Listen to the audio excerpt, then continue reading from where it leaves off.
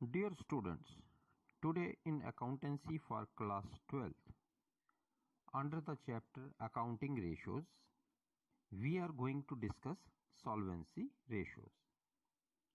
Solvency ratio expresses the relationship between long-term debts and shareholders' funds.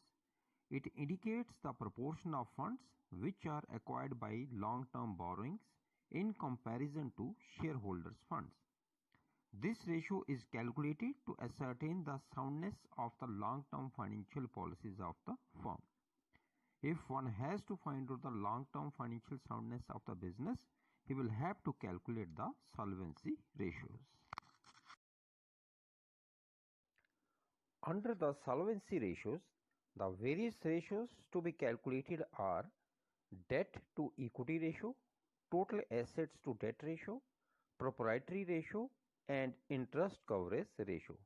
These are the four main ratios to be calculated under the solvency ratios, and we have to go through the practical problems for these ratios.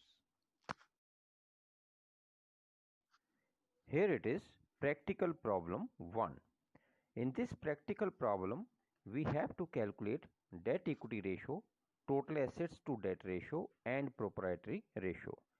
In the information, we are having equity share capital, preference share capital, general reserve, profit and loss account balance, 12% mortgage loan, current liabilities, non-current assets, and current assets at their respective values.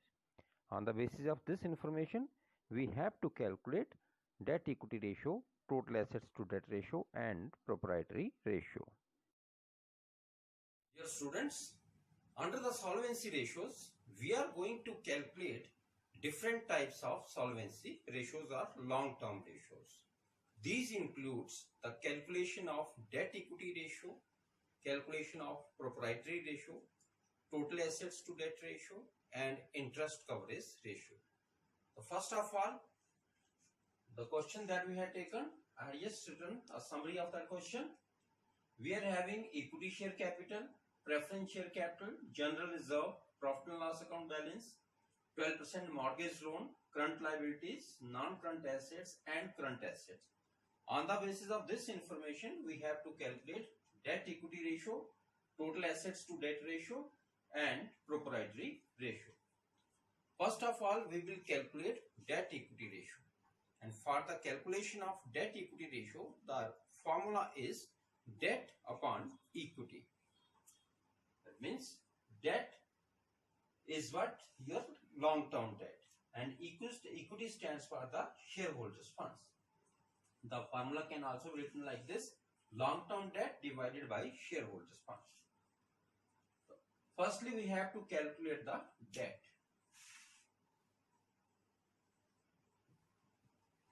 Debt, we are having only 12% mortgage loan, 1,80,000. This is the long-term loan, so 1,80,000. This is our debt. Now we have to calculate equity. Equity means shareholders' funds. Equity consists of equity share capital, preference share capital, general reserve, profit and loss account balance, and that's it. This is what the information that is given.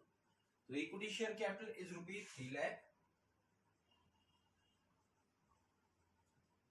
plus preference share capital rupees 1 lakh plus general reserve rupees 60,000 plus profit and loss account balance rupees 40,000. This is the information that is given regarding the shareholders' funds. So this will become 3, 4, 5 lakh. Now we are having both aspects: debt rupees 1,80,000 and equity rupees 5 lakh. Now on the basis of this information, we are going to calculate the debt equity ratio. Therefore, debt equity ratio is equal to, debt is rupees 1,80,000, whereas equity is rupees 5 lakh. 1,80,000 is to be divided by 5 lakh. So we will get 0, 4 zeros are there. 50, 80, 80, 180. It's 0.53. 3s are 150, 336. 0.36. 1. So this will be written like this: 0.36 ratio 1. This is your answer. Debt equity ratio 0.36 ratio 1. This ratio indicates what? Proportion of funds are provided by long-term debt in comparison to shareholders' funds. General ratio should not be more than 2:1. In this case, the ratio is 0.36 ratio 1. In this case, long-term debts are only 0.36 in comparison to shareholders' funds, indicating financial soundness of the business or the company. It indicates that the business is financially sound. Now, second ratio to be calculated is total assets to debt ratio.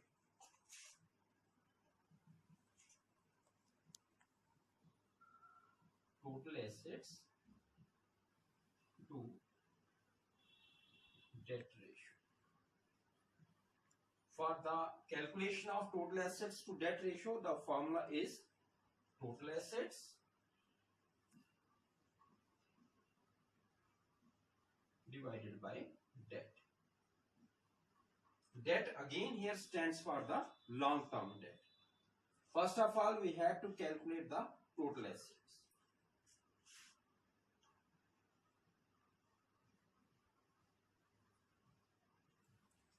Total assets, we are having share capital, preference share, general reserve, profit and loss balance, loan, current liabilities. This is non-current assets rupees 4,50,000 and current assets rupees 3,50,000.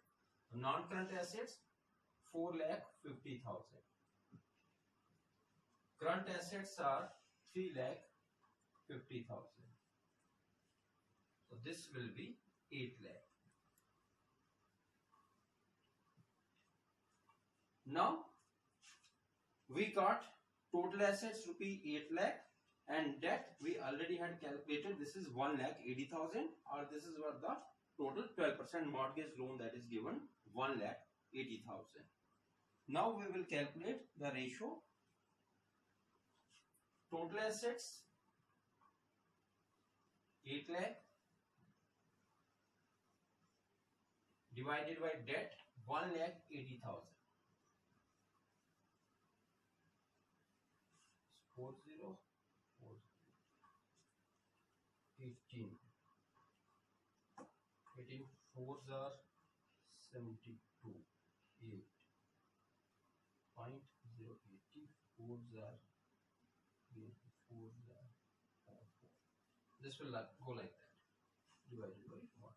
So the ratio will be 4.44 ratio 1. This is the answer for total assets to debt ratio 4.44 ratio 1. Higher ratio indicates less use of borrowing, meaning thereby high security to lenders. So here the lenders are quite secure in this case. Now after the calculation of total assets to debt ratio, we have to move towards the proprietary ratio. For the calculation of proprietary ratio, the formula is, firstly, we will calculate here, third, proprietary ratio.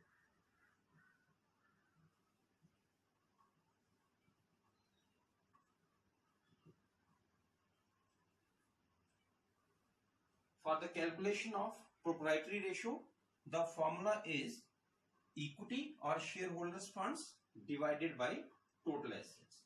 So equity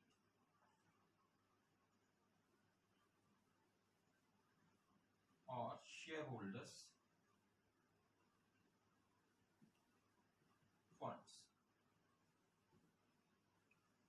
divided by total assets. Equity we already had calculated. This is rupees 5 lakh in the first part. And total assets we had also calculated. This is rupees 8 lakh. Therefore, proprietary ratio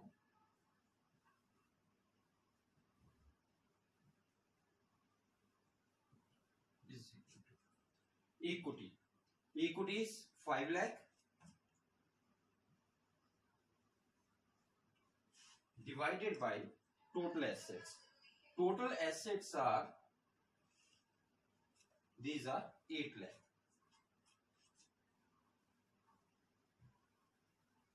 So 5 lakh divided by 8 lakh.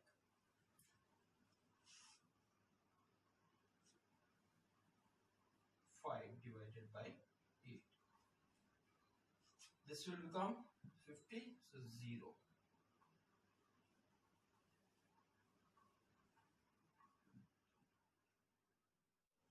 So 5.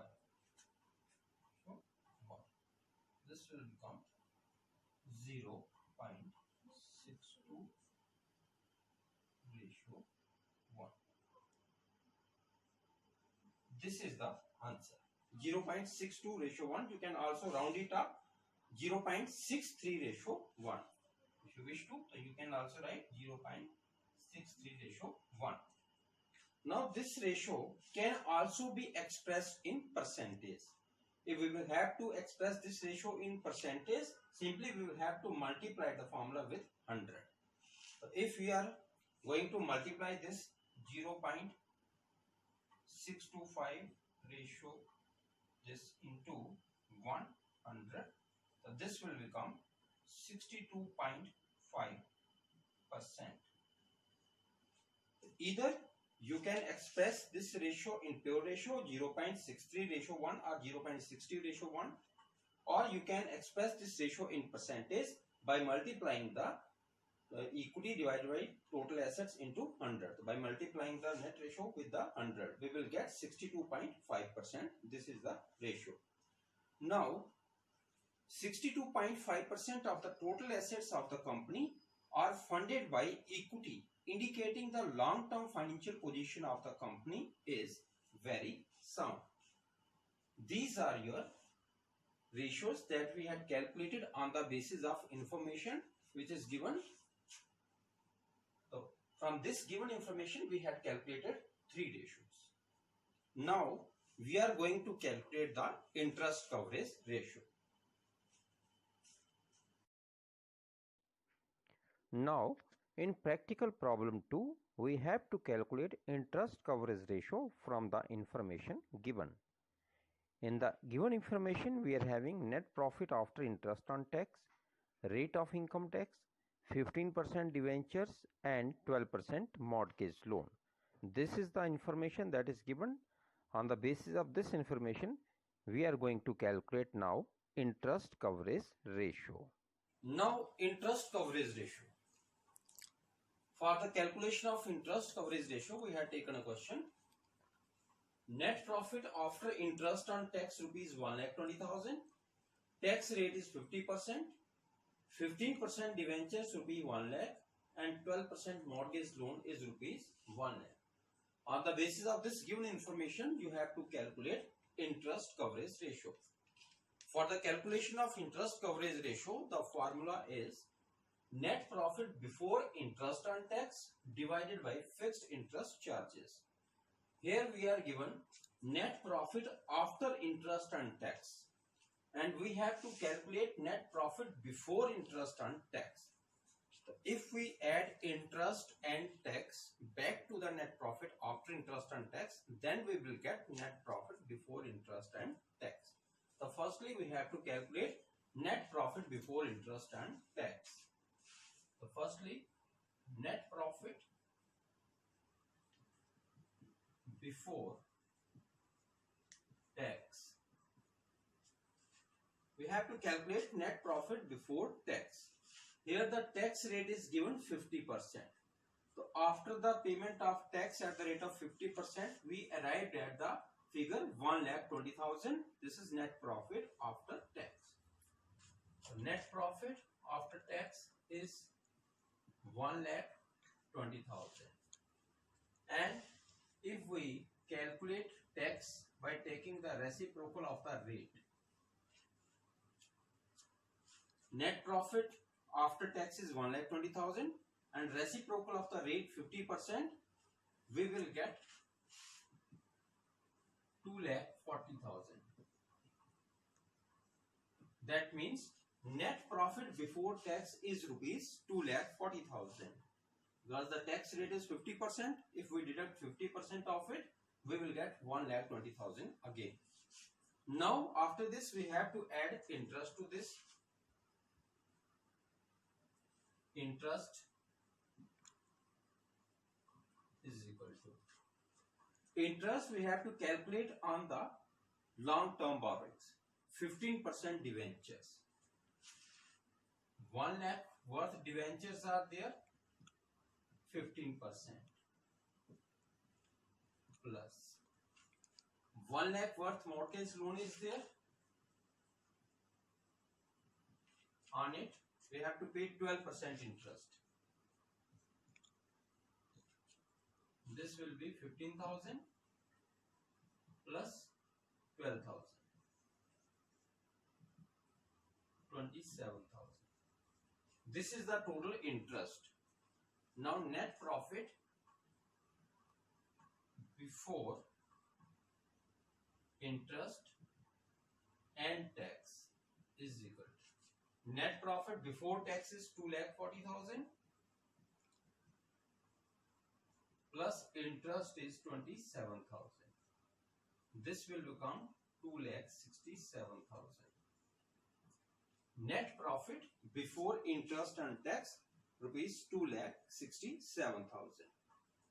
Now interest we already had calculated. This is 27,000. So both aspects are there: net profit before interest and tax and fixed interest charges.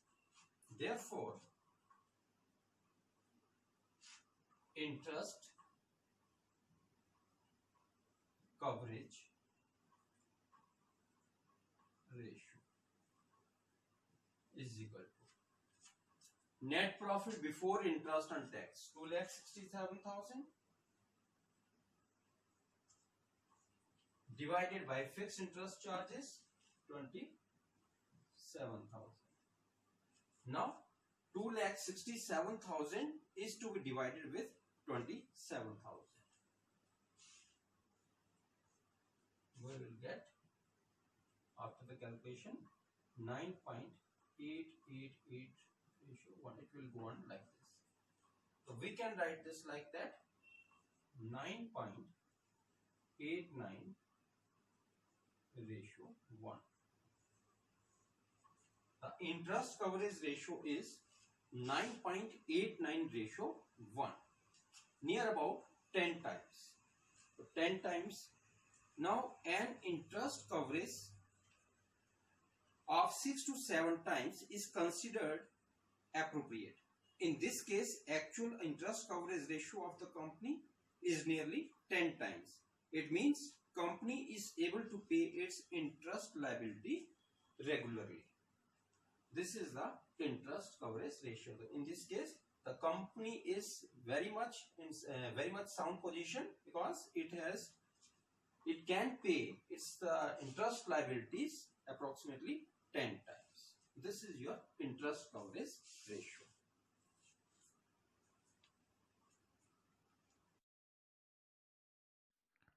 That's all with solvency ratios. In the next video, we are going to discuss various activity ratios, also known as turnover ratios. Till then, thank you. Thank you.